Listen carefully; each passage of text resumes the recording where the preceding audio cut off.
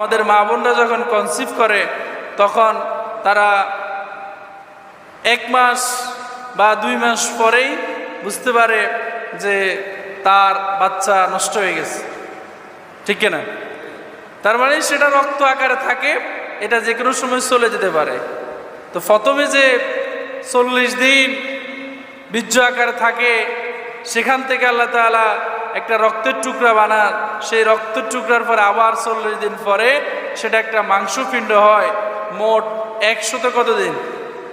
20 দিন। কত দিন? 120 দিন। এই 120 দিনে 4 মাস হয়।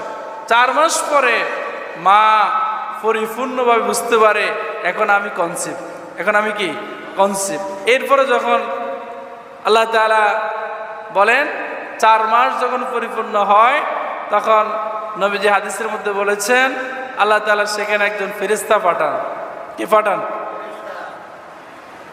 নবী করিম সাল্লাল্লাহু আলাইহি সাল্লাম হাদিসের মধ্যে বলেন, আন আব্দুল্লাহ রাদিয়াল্লাহু তাআলা আনহু قال حدثنا رسول الله صلى الله عليه وسلم وهو الصادق المصدوق قال إن أحدكم يجمع في بطن أمتي 40 يوما ثم علقة مثل ذلك ثم يكون مضغة مثل ذلك ثم يبعث الله ملكا।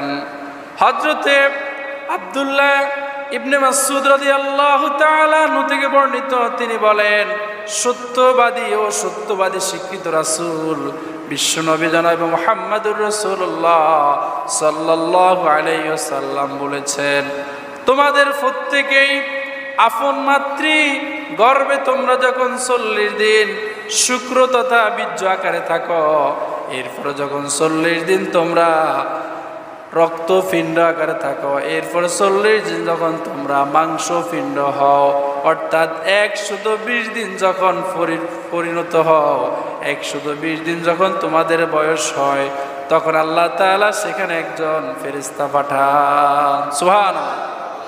আমাদের বয়স মায়ের গর্ভে 100 কত দিন? 20 দিন। তার মানে কয় মাস? 4 মাস। তখন সেখানে একজন কে আসে? ফেরেশতা আসে। সেই ফেরেশতা এসে কি করে? নবীজি বলেন ফায়ুমিরু বিআরবাই, সেই ফেরেশতারা 4টি কাজ করে, এর মধ্যে একটি হচ্ছে বিরিজকিহি, তোমার রিজিক নির্ধারণ করে, ওয়া আজালিহি, তোমার বয়স নির্ধারণ করে, ওয়া শাকিয়ুন আও সাঈদুন, তুমি কি সৌভাগ্যবান নাকি দুর্ভাগা সেটা সেখানে নির্ধারণ করে দেয়। সুবহান।